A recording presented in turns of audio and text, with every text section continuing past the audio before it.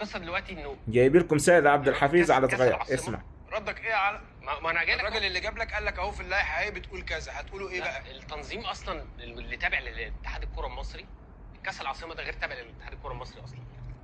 تمام.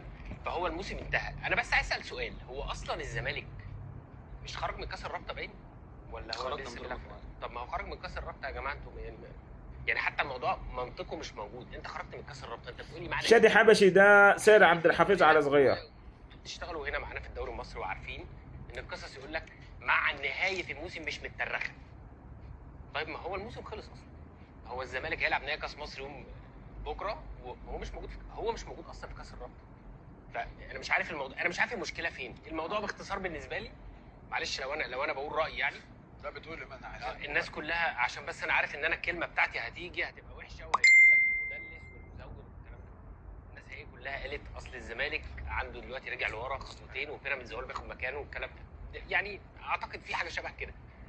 الزمالك نادي كبير قوي، ما ينفعش يوصل للمرحله في طريقه التعامل مع موضوع زيزو ده ان انت وكانك عايز توصل للجمهور ان هي دي نهايه الحياه. فانا بقى هدفي انه ما يلعبش كاس عالم انديه.